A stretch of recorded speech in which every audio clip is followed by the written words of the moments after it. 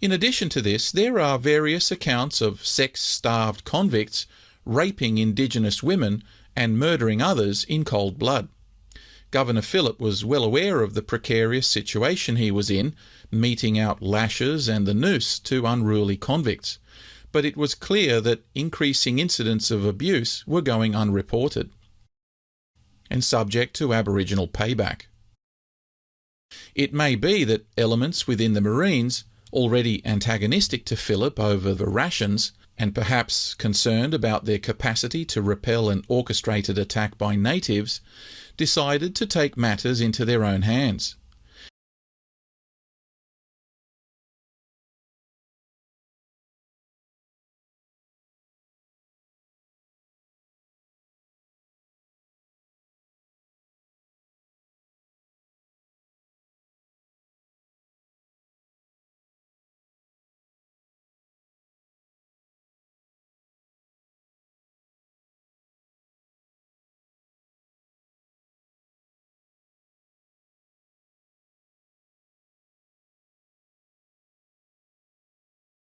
The fencing off of land for farming and its trampling by livestock was damaging the natural yam beds the locals depended on for food.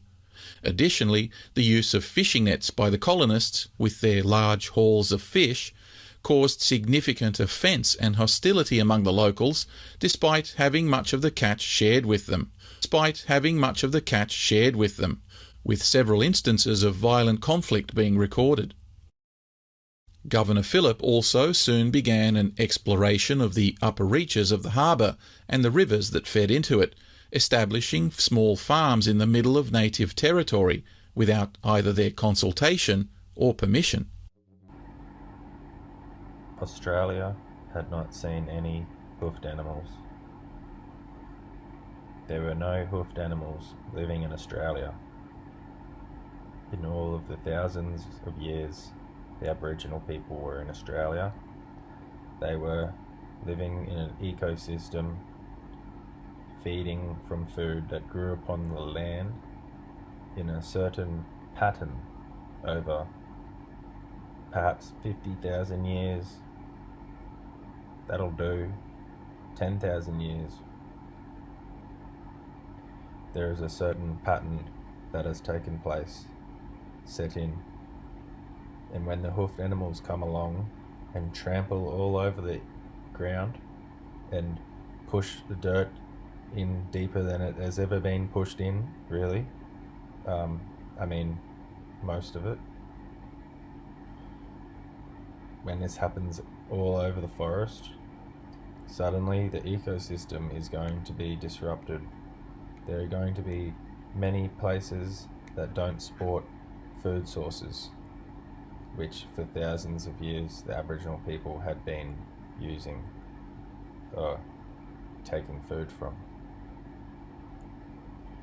There are going to be boiling pots of land animals and their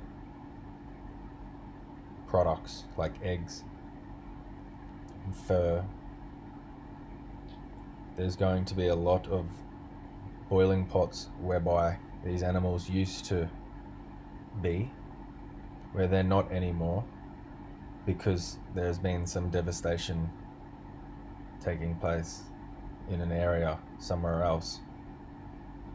Therefore, the little boiling pot where you usually go to and there's a little bit of food there, there's nothing there anymore because something happened at a place somewhere else within the same ecosystem.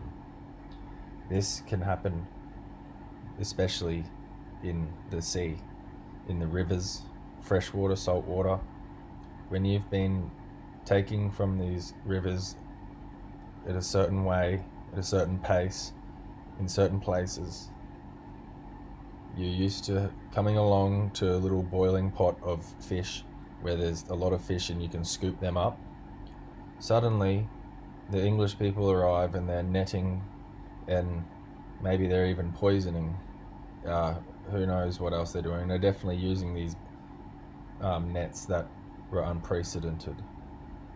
And even just the people themselves being there, defecating in the river, especially the livestock. The effects from the livestock on the land trickles into the river, not just their poo, but salinity from the ground. The salt from the busted up ground rushes straight into the water, and just the raw, straight up damaging of riverbanks and trees that help to keep the river system clean. The Aboriginals are suddenly going to have no fish in their usual little boiling pot at that time of the year where they go to or whatever. This is a disaster, a catastrophe, and I'm not surprised that some Aboriginal people were not happy, were not consoled by these English people saying, hey, you can have some of this large haul of fish with your human brain. Just imagine that it's there for a start. Now, try to imagine there are all of these organisms that, let's say, God is growing in Australia. There's a farm, but this is a strange farm. There are species amongst species, and there's no symmetrical ordering. It's all just a big pile of cause and effect. Just a heap of species that you've found, that if you put together at the right concentrations and with the right varieties, if you put it all together at the same time, it can just grow and it'll clean itself, it'll better itself, it will change itself in accordance with the changing elements and everything. Let's just say that when the English people arrived, God had a garden, the hypothetical God, and there were human organisms in there were kangaroos, there were yams, underground storage organs of plants, there were trees with big branches, there were rivers and fish, there were millions of species all involved with all these processes, boiling pots at certain times of the year in certain places, and by boiling pots I mean little areas where there's suddenly just so much activity of biology, like maybe little pots where fish go and breed or feed or rest or hide. There are things dying, things pooing, defecating, and urinating, if you're a mammal. There are things trying to grow, things dying, yeah. All in all, from the humans, when we look at the humans, they're doing all right. They're seemingly in a stable position where they're breeding. They're not overpopulated. They're continuing. They've seemingly been there for 50,000 years, the Aboriginals in Australia, or more. But that doesn't matter. Once you're over 20,000 years, there's a big ecosystem established, and these Aboriginals are a part of it. Now, imagine if God could somehow make the Aboriginals die and become sick by just fiddling with a part of this farm with just some of the species, or go to one part of the farm and put some poison here, or just go to one part of the farm and take a heap of these species in a way that has never happened in this pattern ever, where suddenly such specific species were mass harvested, cultivated, and other specific species were mass trampled. Maybe God come along and put all these cows all over this place, and then suddenly, for the last 20,000 years, there's been like thousands, millions of species that have had the same kind of turnover rate.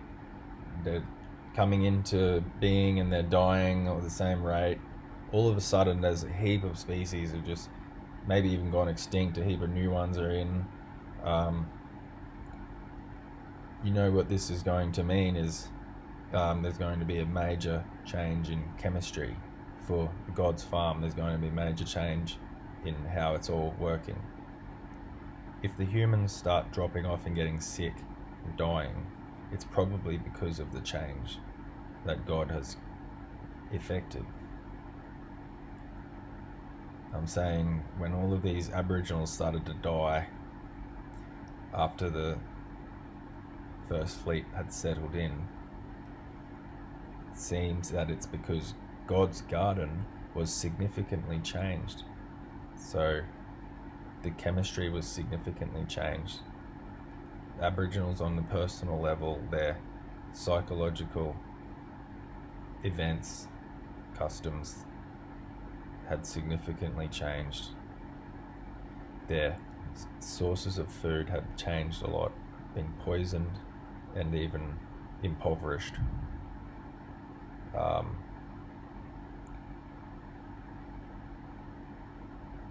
The water, the fish, the dirt, the trees, not really the air at this stage, that stage. There's parties of people going around raiding any decent Aboriginal settlement. So basically in this area there's no more nice, chilly, homey vibes. All the vibes amongst any Aboriginal camp have been trampled on, and there's this constant threat that there's going to be a party with boomsticks pulling up, shooting everyone, maybe trying to perform some copulation on some people. This is the vibe. Okay, so psychologically there's not much stimulation or enthusiasm for being better. We want to be. There's not much enthusiasm for life anywhere near as much as there was. The parties that happened once a year or maybe once every 4 years, big festivals and stuff. I don't mean with doof music, I mean like gatherings and stuff. They no longer are happening, at least in this area. People get sad. You know what sadness does. You know the placebo and the nocebo are real effects. Just the way you think will affect how your health is. On top of all this, the usual food that this lineage has been growing with for thousands of years, that's predominantly gone. They're getting even new kinds of food, and maybe some of it was poisoned, accidentally, even rotten. Some of they're starving. Some of them, maybe they're drinking rotten water. So we look at God's garden before the big change occurred, before all these specific species were taken away and some were poisoned and some were added. There are these Aboriginals, some of them would die in time. In general, there seems to be a pretty stable situation. People were getting it in. People were laughing. All of a sudden, when all of these things change, you take this population, do you expect that it's going to grow? There's going to be suddenly, they're going to start having more kids and they're going to be more healthy. And the amount of people who are on death row in the population, they're going to be less. No way. If you think that, you just haven't thought about it enough, or maybe you're a bit crazy. If you change all these things, there's going to be change. And that change was blamed on smallpox. All of these dead Aboriginal people, suddenly all of these tribes just being demolished all around the area where the first fleet was. Oh, it must have been smallpox. Think deeper. It's actually this thing called science.